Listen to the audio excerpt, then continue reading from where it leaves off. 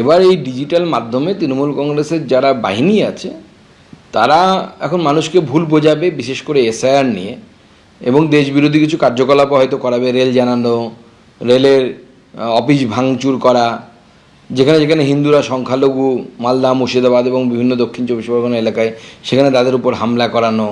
নমস্কার বন্ধুরা, আমার নাম ধ্রুবজ্যোতি সরকার। ডিজিটাল যোদ্ধা কর্মসূচির সূচনা অভিষেকের।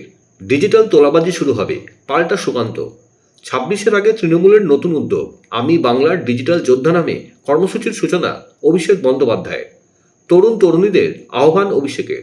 ডিজিটাল তোলাবাজি শুরু হবে, পাল্টা আক্রমণ সুকান্ত মজুমদারের। সত্যিটা বাংলার মানুষ জানে। এবার এই ডিজিটাল মাধ্যমে তৃণমূল কংগ্রেসের যারা বাহিনী আছে তারা এখন মানুষকে ভুল বোঝাবে, বিশেষ করে এসআইআর নিয়ে, এবং দেশবিরোধী কিছু কার্যকলাপ হয়তো করাবে। রেল জানানো, রেলের অফিস ভাঙচুর করা, যেখানে যেখানে হিন্দুরা সংখ্যালঘু, মালদা, মুর্শিদাবাদ এবং বিভিন্ন দক্ষিণ চব্বিশ পরগনা এলাকায়, সেখানে তাদের উপর হামলা করানো। এই সমস্ত কিছু এখন হবে এবং এই ডিজিটাল মাধ্যমে সেটা করা হবে। এবং তৃণমূল কংগ্রেস এটা ব্যবহার করে বহু ঘটনাকে একদম সাজিয়ে বানিয়ে বিভিন্ন ধর্মীয় সমাজের কাছে পৌঁছে দেয়। এবং এর মাধ্যমে এরপরে হয়তো তোলাবাজিও শুরু হবে। ভাইপো তো তোলাবাজি এক্সপার্ট, তো স্বাভাবিকভাবে এই ডিজিটাল মাধ্যমে এখন আপনারা ডিজিটাল তোলাবাজি দেখবেন তৃণমূল কংগ্রেসের। অভিষেকবাবু যে 5 জন বাঙালি সহকর্মী আছেন রাজ্যসভা এবং লোকসভায়, বাঙালি একদম মনে প্রাণে হৃৎস্পন্দনে বাঙালি। শত্রুঘ্ন সিনহা লোকসভায় আছেন, কীর্তি আজাদ সকালবেলা রবীন্দ্রসঙ্গীত শুনে যার ঘুম ভাঙে, যিনি নিজে মাঝে মাঝে রবীন্দ্রসঙ্গীত গান, স্বরচিতভাবে যিনি সুকুমার রায়ের কবিতা পাঠ করেন, আপনাদের কাছে নিশ্চয়ই আছে, অভিষেকবাবুর কাছেও আছে। ইউসুফ পাঠান, তিনি বাঙালি। এই যে সহকর্মীদের নিয়ে অভিষেকবাবু যখন লোকসভায় বসবেন, অভিষেকবাবু সেখানে গিয়ে এই কথাগুলো বলবেন, এই সহকর্মীদের মুখ থেকে বাংলায় বলাবেন, বাঙালি তাহলে বিশ্বাস করবে। আর তার সঙ্গে সাকেত গোখেল একদম বাঙালি, কে বলেছে বাঙালি নয়? কত পুরনো বাঙালি ভাবুন তো। অভিষেকবাবু ছোটবেলার আগে থাকতে উনি এখানে বড়বেলা কাটিয়ে ফেলেছেন, সাকেত গোখেল। আর সুস্মিতা দেব আসাম থেকে নিয়ে আসতে হয়েছে, এখানে বাঙালি কম পড়েছিল ওনাদের। সুস্মিতা দেব রাজ্যসভায় ওনারা পাঠিয়েছেন সর্বভারতীয় তৃণমূল কংগ্রেসের তরফ থেকে, সর্বভারতীয়।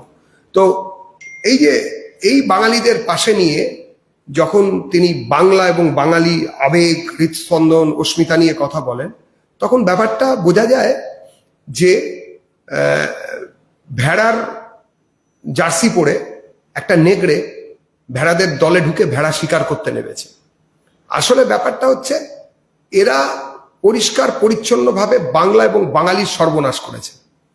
প্রত্যেক মুহূর্তে বাংলার মা ধর্ষিতা হচ্ছেন, মাটি কলুষিত হচ্ছে এবং মানুষের উপরে অত্যাচার নেমে আসছে।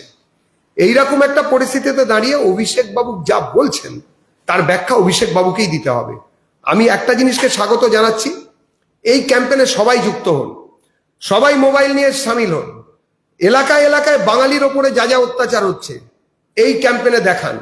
আমরাও দেখতে চাই, আমরাও দেখাতে চাই বাঙালি অস্মিতার কোন কোন জায়গায় অভিষেক বাবুদের এই তৃণমূল কংগ্রেস আঘাত হানছে।